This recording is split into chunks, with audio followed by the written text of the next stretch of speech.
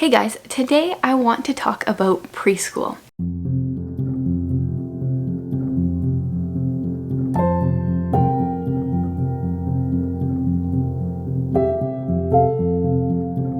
So our little guy will be turning 3 this fall, and so he's kind of like preschool age. And since I was doing curriculum videos for my other kids, I did grade 6 and I did grade 3, I figured let's make a preschool curriculum video. Once again, using that term very loosely, even more so with preschool. We don't follow a curriculum, so pretty much what I'm going to do is I'm going to share a few very broad, loose goals that I have for the year, and then show you a bunch of the resources we're going to be using. I will be doing a video, I don't know if it will be in my next one or sometime this month, sharing a few different resources we're going to be using this year that I've kind of doing like a little resource haul, really, of just like some extra things that I've found this summer that I plan on using in the next year. So there will be a little bit more preschool stuff in that as well, but for the most part it's mostly here. So my real big goals for the preschooler this year, I'm using these goals based off of him. So he already knows his numbers 1 through 10. He can count, he can recognize them, whatever. So I would like to go to numbers 1 through 20 this year. I would like him to be able to recognize them, count that high, and maybe even higher, but like that's my like lower end of the goal, I guess. I think he could easily do that. And then we're going to be learning letters. I haven't really focused on letters at all with him. He picked up the numbers like really easily, and so we're going to be doing some letter stuff, and then also nursery rhymes. Those are kind of like my 3 main goals, is numbers 1 through 20, letters, and learning nursery rhymes. So for nursery rhymes, all we're going to be doing is reading a bunch of nursery rhymes. It's easy. I think it was in Mem Fox's book, Reading Magic, where I learned about the value of nursery rhymes. And of course I'm not remembering any of it right now, but she had a lot to say about how good nursery rhymes are for kids. So doing them when they're young, and it will help like with reading skills and different things later on. So I have like this really old nursery rhyme book that I got from a thrift store years ago, and then we have like this big Mother Goose's nursery rhyme book. So we're just going to be reading, I don't know, like a page a day or so, maybe a spread or a few different nursery rhymes every day, and then we'll like revisit the favorites and go from there. So that's all we're gonna do for the nursery rhyme thing. And I have like other resources other than things that will just hit up on the kind of like 3 main goals that I have. So I'm just gonna pull them. They're kind of all in a stack here. We'll just go in order. I got these stencils. Also want to work on fine motor skills. And so I thought using these stencils, we can kind of use them for, you know, you can trace, or we could use paint, or we can try a few different things. I also got these bingo dabbers, so I think they might be fun to use on here as well. One of the things we're going to be doing this year is we're going to be keeping a preschool journal. So I did this for my other son when he was 3. He's 8 now. We kept a simple 3-year-old journal, I think is what I called it. I have a blog post, and it's been very popular. And I just gave him a variety of different activities each day, because he saw his sister doing bookwork and he wanted to do bookwork, but he wasn't really like ready for a lot of that like preschool workbooks that you can like buy. So I thought I would kind of make his own, and we would just make it personalized. So we did different things, like I would write the letter E because it was the first letter of his name, and then we had little dot stickers and he would write it, like put them over top of the E. I did little circles and I wrote numbers in them, and then he would put stickers matching the number. So if the number was like 3, he would put 3 stickers in the circle. We did some cutting practice, we did some pasting practice, we did stamping, all sorts of things in the preschool journal. I will leave the link below to the blog post that I have. It has lots of different ideas that we did years ago, and we're going to be doing a lot of the same thing there. So this year for the 3-year-old, so I think like the stencils and stuff will be in here, and then it just ends up being a really cute keepsake because you can see what they were doing when they were 3. To go along with the preschool journal, I just pulled these out. We bought these for my son a couple years ago for Christmas. This is 5,478 stickers, and we just use these stickers all the time. They're not great quality, they were like from the dollar store, but it turns out that 5,478 stickers is enough to last many lifetimes over. So the preschooler is going to be using these for a variety of different things in his preschool journal. So maybe we'll make a dent in these stickers this year. Maybe this is the year that we finally knock out a few hundred stickers. Okay, and then on a book outlet a while ago, I found this book, and I was really excited because it seems like perfect for his ability right now. It's my first search and find, and this one is a wipe clean one, which I love wipe clean books, as you will see here shortly. I don't know if I'm going to actually get him to circle the things here, but it's just a bunch of different look and find things, and I feel like the level is really good. So you gotta find the lobster, which is over here, and everything's labeled, and the illustrations are cute. So they're pretty simple to find, but I think this will be a good one, and this will be a good thing for us to take to church, I think. Then he can like sit and be a little bit entertained, but also be doing something educational. So I was really excited about this. I think they have a few different varieties of this, at least last time I looked.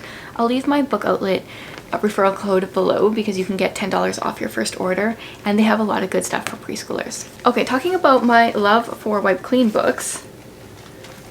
I don't have them all, let's see here. I have a stack. I have quite a few wipe clean books that I have acquired over the years. We really like the Usborne ones. So they have like this, I think this is kind of like a preschool thing. This is dinosaur activities. So there's different things. There's things to trace for fine motor skills. There's numbers to trace. Count the eggs, trace, there's dot to dots. There's more tracing here. Draw more footprints. Follow the trails to see which frog jumps into the pool. Circle 5 differences between the two. There's all sorts of different activities in here. These are also, like wipe clean books are really good church activities. Actually, I don't even know if this one's still in print, but this has been so well loved in our house in the last, I don't know, 5, 6, 7 years. This is the big wipe clean activity book, and it has doodles, dot to dots, and mazes. And the kids have loved this one so much. If you ever have wipe clean books and you have troubles getting them off, either writing over top of it with another wipe clean marker works, or else I find baby wipes are amazing. I will often just go through all the wipe clean books and use a baby wipe over all the pages because the kids are bound to forget stuff. So this one's dot to dots. There's different doodles. The doodle pages are never very popular. It's the mazes and the dot to dots that the kids love, especially right in the middle of this one. Oh, it's not in the middle. This page, all the kids love. You have to get the animals in their cars to their homes. This page has probably been drawn on like more than 100 times. Yes, so another one of those, great for church, great for any time. We have a wipe clean book that the preschooler has been using for a long time, and he has often done that. Like when I'm reading my Bible in the morning, he just goes through and does his wipe clean book.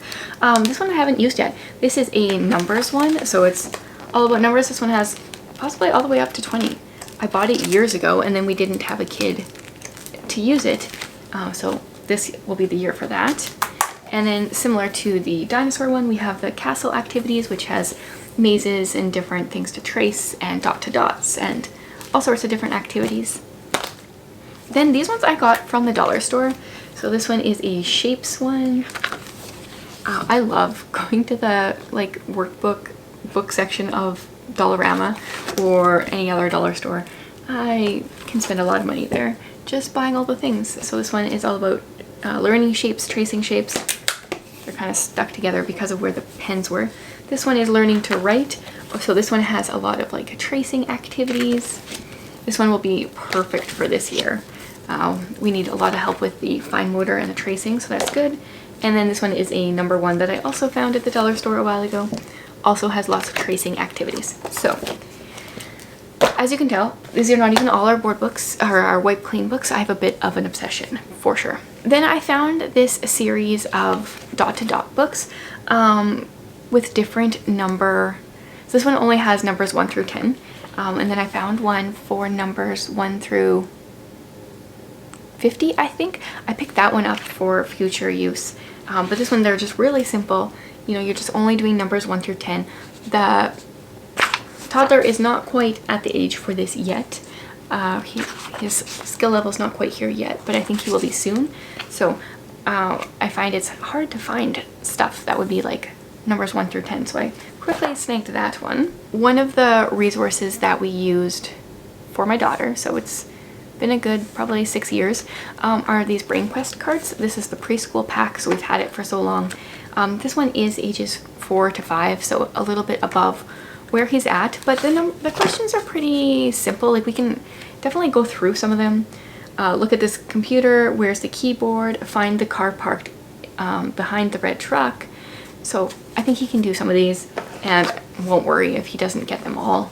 But my kids always like, I don't know if it's the way the deck is set up, but even like all the kids have loved these. So we got those. Then I have a number of different alphabet resources. So I have these really cute alphabet cards that I got from, I'm totally blanking on the name.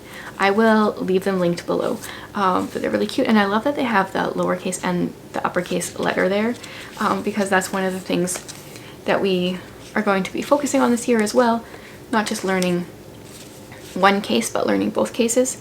So we've got these. And then I found alphabet flashcards. These are animal ones that I got from the dollar store. So we'll just add these in as well. And then the last thing, we have a ton of little letter cards. So I bought these off of Amazon a few years ago, and then I actually went and I made my own, and I have a free printable where you can print your own.